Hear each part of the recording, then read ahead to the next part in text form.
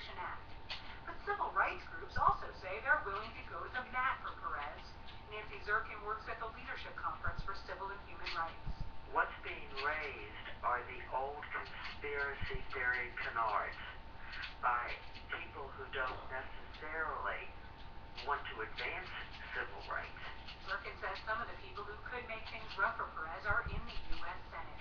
Unfortunately, it looks as though he could have a rough ride, and we certainly hope not, but we will be there and many in the progressive community to help him get confirmed. Perez says he'll begin the customary round of courtesy meetings with lawmakers from both parties soon. Kara Johnson, NPR News, Washington.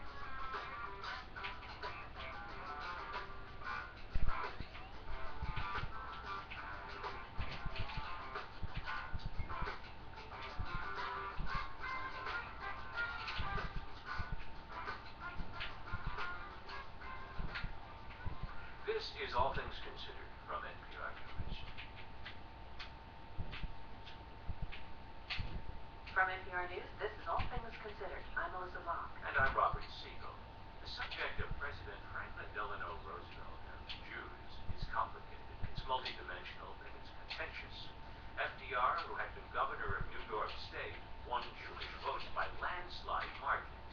He led the Allies to victory in World War II and defeated Nazi Germany. Among his closest advisors and strongest supporters were Jews, Felix Frankfurter, who named to the Supreme Court, speechwriter Samuel Rosenman, and Treasury Secretary Henry Morgenthau. On the other hand, FDR said little and did less on behalf of Jews trying to get out of Germany in the 1930s. He has been faulted for not diverting military resources to destroy the Nazi infrastructure of genocide, and for not pushing Britain to admit more Jewish refugees to Palestine. He's been accused, frankly, of abandoning the Jews. Well, historians Richard Breitman and Alan Lichtman have written a richly detailed account of FDR and the Jews. That's the title of the book. And it marks a revision of Roosevelt's performance, revised upward, but still with much criticism of what his administration failed to do. Welcome to Voting. Thank you. And first, you sum up FDR's record. Richard Breitman, you write that while his compromises might seem flawed, in the light of what later generations have learned about the Holocaust, Roosevelt reacted more decisively to Nazi crimes against Jews than did any other world leader of his time. In some ways, that's a statement about Roosevelt's world and the inadequacies of other world leaders at the time.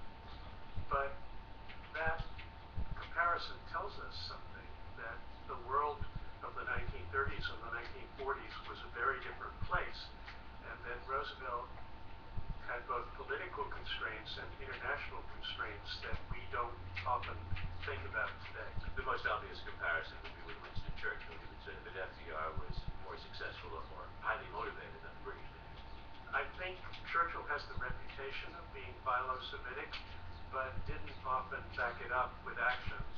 And Roosevelt has the reputation for being unsympathetic, but in fact did a number of things behind the scenes which show at least some concern.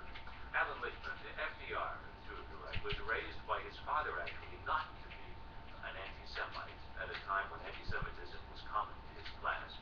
And he was afraid throughout all this that expressions of concern for the Jews in Europe would inflame anti-Semitism in the U.S.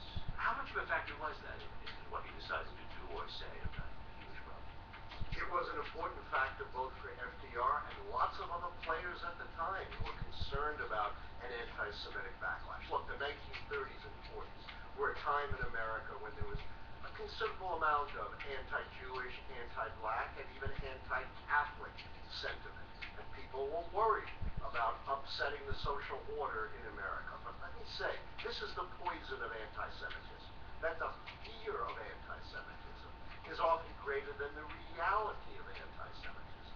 And it was more fear that tended to paralyze key players in the 30s and 40s than necessarily the reality of anti-Semitism. And it wasn't just FDR who was afraid that doing something for the imperiled Jews of Europe might inflame anti-Semitism. As the two of you write about it, he was getting mixed messages from the American Jewish community, much of which was also saying, don't rock the boat too much because it might bring down a wave of anti-Semitism upon us. The American Jewish community was divided